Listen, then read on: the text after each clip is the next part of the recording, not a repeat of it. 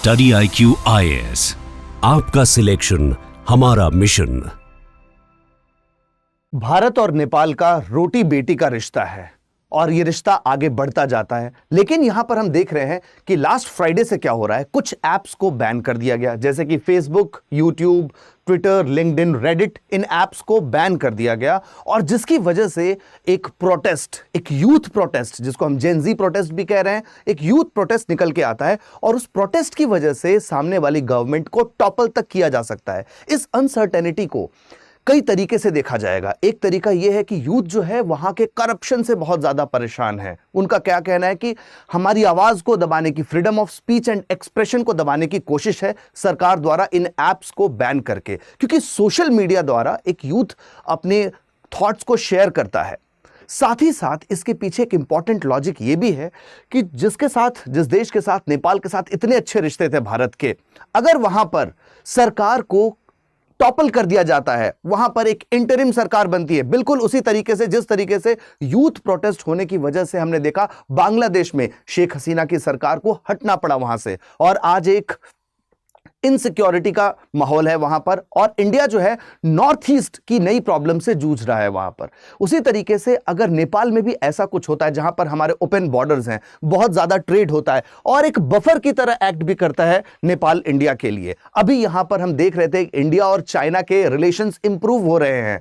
साथ ही साथ यहां पर किसी डीप स्टेट का भी क्या कोई रोल है? बिकॉज बांग्लादेश के केस में डेफिनेटली एक डीप स्टेट का रोल था, यूएस का एक बैक हैंड इन्वॉल्व था वहां पर टू डीस्टेबलाइज चाइना और इंडिया। यहां पर भी यह समझना होगा कि एक geopolitical angle is very important for this India, particularly India के लिए, क्योंकि इंडिया का डायरेक्ट नेबरहुड है। गुजराल डॉक्ट्रिन के तहत, नेबरहुड फर्स्ट पॉलिसी के तहत इंडिया इसका जायजा ले रहा है कि वहां पर सरकार बदली ना जाए। सो प्रोटेस्ट जो डिस्क्राइब कर रहे हैं बैन को, एक डायरेक्ट असॉल्ट कह रहे हैं स्पीच, वर्क एंड कनेक्टिविटी के लिए, कि काम भी रुक रहा है, कनेक्टिविटी भी रुक रही है। और ये बैन अचानक से क्यों? हम देखते हैं कि नेपाल गवर्नमेंट ने इसको किस तरीके से रिएक्ट किया है और इसका आगे क्या किया जा सकता है। सबसे पहले देखिए, Nepal social media ban sparks Gen Z protest. जो जेन जी है, जो यूथ हैं, वो रोड पर है। Thousands and thousands of youth road पर प्रोटेस्ट कर रहे हैं कि इन एप्स को दोबारा स्टार्ट किया जाए। और गवर्नमेंट का कहना यह है कि अरे भाई, इनको रजिस्टर तो होना चाहिए था नेपाल में। जो एप्स रजिस्टर्ड नहीं है नेपाल में, कंट्री में, अपने साथ रजिस्ट्रेशन करना चाहिए था। मामला लीगल तक जाता है। तो इन्होंने कहा कि नहीं, मास प्रोटेस्ट हम काठमांडू में भी करेंगे। हर जगह पर एक मास प्रोटेस्ट चल रहा है और गवर्नमेंट कह रही है let them register, get registered. तो यूथ ये कह रहा है कि पहले भी तो बैन किया जा सकता था, अभी अचानक से क्यों बैन किया जा रहा है? हमें करप्शन के अगेंस्ट फाइट करनी है, ना कि freedom of speech and expression के अगेंस्ट फाइट करनी है। तो 9 AM on Monday demonstrated assembled at Maitighar in Kathmandu में असेंबल होते हैं और काठमांडू में कर्फ्यू लगा दिया जाता है। आज काठमांडू में कर्फ्यू है और बहुत सारे लोगों की जानें भी जा रही हैं वहां पर। जिस चीज का जायजा ले रहे हैं, देखिए वायलेंट क्लैशेस स्टार्ट हो चुके हैं वहां पर। कैनन्स, वाटर कैनन्स का इस्तेमाल हो रहा है, टीयर गैस, कुछ जगह पर लाठीचार्ज या बेसिक एमिनिशंस का भी इस्तेमाल किया जा रहा है। तो कंडीशन जो है नेपाल की डेटोरेट हो रही है, बिल्कुल उसी तरीके से जिस तरीके से बांग्लादेश में कंडीशंस खराब होने लगी थी। तो इसके पीछे सिर्फ करप्शन एक रीजन है या कुछ अपोजिशन पॉलिटिकल पार्टी का भी रोल है, और डीप स्टेट फ्रॉम यूएस, जो कि अभी बिल्कुल भी कहा नहीं जा सकता है, बट इन बांग्लादेश के केस में हमने देखा था कि डेफिनेटली उसका एक मेजर रोल था। बहुत सारे लोग हॉस्पिटल में जा चुके हैं। Dozens of injured demonstrators were treated at various medical facilities. So beyond social media, अगर आप देखेंगे सोशल मीडिया के अलावा भी स्टूडेंट्स, बहुत सारे यंग जनरेशन ये लेकर के प्ले कार्ड्स खड़े हैं, भ्रष्टाचार से मुक्ति चाहते हैं, करप्शन के अगेंस्ट आवाज उठाना चाहते हैं। और वे ये कहना चाह रहे हैं कि किसी सोशल मीडिया ऐप को हटाने के पहले करप्शन को हटाने की बात करनी चाहिए। और नेपाल में वहां की सरकार के लिए उन्होंने कहा कि करप्शन एक आम बात बन गई है। आप देखेंगे एक 24 साल के स्टूडेंट ने कहा कि we were triggered by the social media ban. ये एक ट्रिगर था, गुस्सा तो हमारा करप्शन पर है, but that is not the only reason we are gathered here. ये सिर्फ एक कारण नहीं है। We are protesting against corruption that has been institutionalised in Nepal. एक इंस्टीट्यूशनलाइज्ड तरीके से करप्शन बढ़ रहा है वहां पर। तो वैसे ही आप देखेंगे बहुत सारे young students, we want to see the change, तो वो एक करप्शन को मुद्दा बना रहे हैं। ट्रिगर जो है वो सोशल मीडिया बैन है और वो सरकार से कह रहे हैं कि करप्शन के अगेंस्ट कुछ स्टेप्स लिए जाए या सरकार बदल दी जाए। ये है मेजर इशू। नाउ पार्लियामेंट तक लोग पहुंच गए वहां पर। आप समझिए, इसकी गहराई को समझिए। पार्लियामेंट के सामने प्रोटेस्ट होना शुरू हो गया। पीपल हैव रीच्ड जो नो गो जोन होता है, जहां पर सिविलियंस अलाउड नहीं है पार्लियामेंट के सिक्योरिटी के लिए, वहां पर भी लोग जाकर के प्रोटेस्ट कर रहे हैं, restricted zone, and storm the parliament premises. और जिसकी वजह से पुलिस और वहां पे लैशबैक हो रहा है, बहुत ज्यादा रिटेलिएट किया जा रहा है इस प्रोटेस्ट को।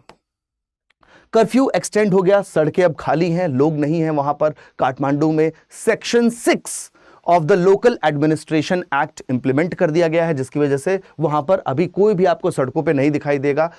Remains in effect from 12:30 PM to 10 PM, barring the movement and gatherings within the restricted zones. वहां पर लोगों का आना जाना बंद है।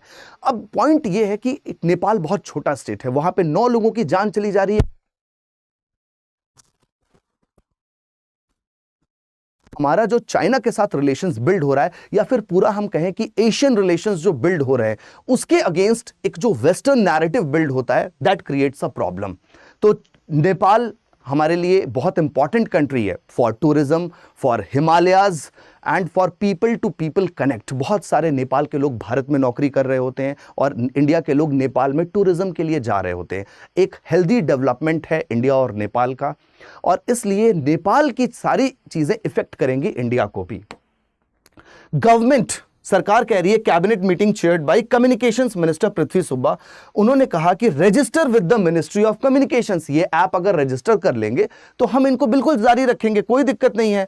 उन्होंने कहा कि एक ग्रीवांस हैंडलिंग ऑफिसर भी ले आते हैं, कोई भी ग्रीवांसेस हैं एक तरीके से कहा जा सकता है, और एक कॉम्प्लायंस ऑफिसर वो रख लें, जिसकी वजह से हम सारी समस्याओं को सॉल्व कर देंगे। और उनका कहना यह भी है कि अगर हम लीगल बैकग्राउंड देखेंगे, जो सर्वोच्च न्यायालय है वहां पे नेपाल में, तो उनका कहना यह है कि जो जस्टिस के बेंच ने कहा कि ऐसा नहीं है कि हमने सारे ऐप्स बैन कर दिए हैं, हमने उन्हीं ऐप्स को बैन किया जो नेपाल में रजिस्टर्ड नहीं है। आप देखिए वहां पे टिकटॉक काम कर रहा है, वाइबर काम कर रहा है, वी टॉक, निम्बोज, जो ऐप्स रजिस्टर किए जा चुके हैं, दे आर वर्किंग प्रॉपरली, वो आज भी काम कर रहे हैं। सो मुद्दा यह है कि ऐप्स रजिस्टर नहीं किए गए हैं, और data security is the problem. हमारा जो डेटा है वो मिसयूज हो रहा है, या किसी और चीजों पर इंफॉर्मेशन शेयर की जा रही है।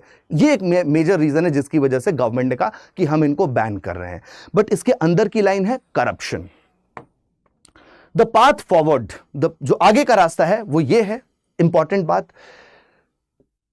यहां पर, हैशटैग नेपोकिड सिग्निफिकेंट मोमेंटम, बहुत ज्यादा मोमेंटम मिल रहा है इसको।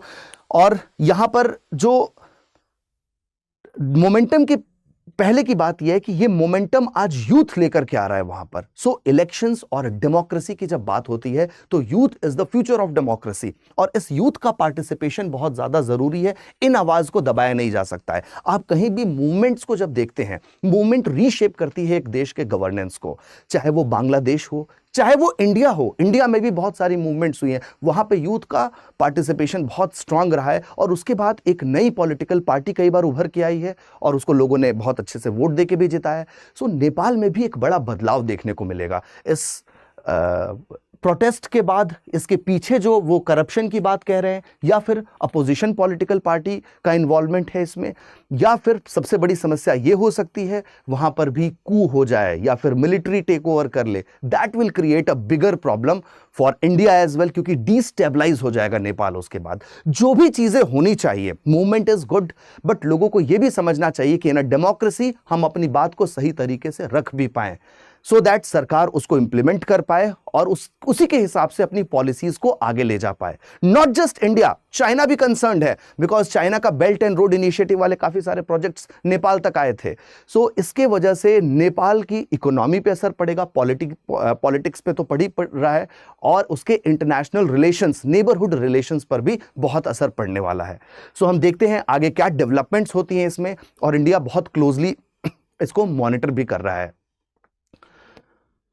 So for all the students who are preparing for civil services, UPSC civil services की आप प्रिपरेशन कर रहे हैं, तो स्टडी IQ का जो आपको सारे कोर्सेज हैं यूपीएससी के, स्टेट पीसीएस के, ऑप्शनल के, जुडिशरी के, प्राइस हाइक होने जा रहा है, उसका प्राइस राइज होने जा रहा है। उसके पहले आप रजिस्टर कर लीजिए जिस भी कोर्स का आप बेनिफिट लेना चाहते हैं।